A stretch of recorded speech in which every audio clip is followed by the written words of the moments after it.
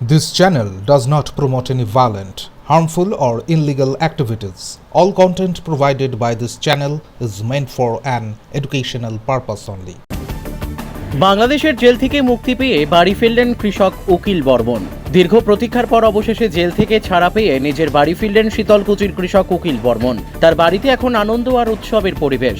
পরিবারের সদস্যরা উকিল বাবুকে ফিরে পেয়ে স্বস্তি প্রকাশ করেছেন। স্ত্রী বলেন, অনেক চিন্তায় ছিলাম, স্বামী ঘরে ফিরেছে, এখন শান্তি পেলাম। আমাকে নিয়ে যাওয়ার পরে যে মানে এদিক থেকে আমার বাড়ি থেকে লোক গেল, ওদিক থেকে লোক আসলো, জুয়েন দে মনে কর যে সাহেব তালা মারি থুইয়ে চলে গেল।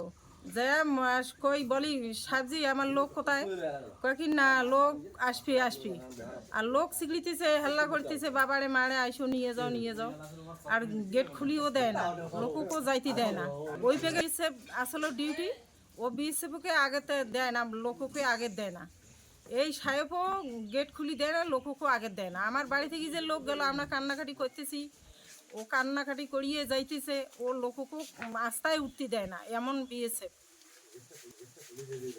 গেটটা যদি খুলি দিত তাহলে আমার লোকটা আমরা ফেরত পাইতাম।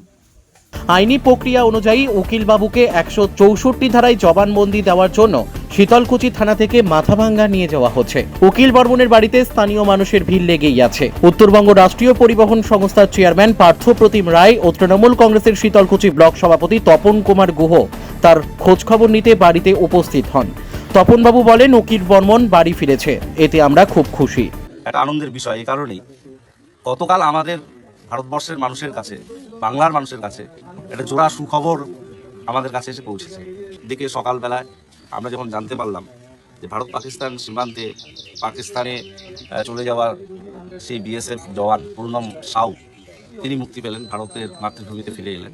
আর সন্ধ্যাবেলা আমাদের কাছে খবর, ভারতীয় কৃষক শীতলকুচির বাসিন্দা উকিল বর্মন তিনি বাংলাদেশ সীমান্ত পেরিয়ে তিনি ফিরে এলেন মাতৃভূমিতে। একদিকে জওয়ান আর একদিকে কিষান, এই যে ফিরে আসা, যেটা আমাদের কাছে চরম একটা আকাঙ্ক্ষা ছিল, সেটা বাস্তবায়ন হলো। নতুনভাবে আবার আমরা জয় জওয়ান জয় কিষান এই স্লোগানকে নতুনভাবে বাস্তবায়ন দেখলাম।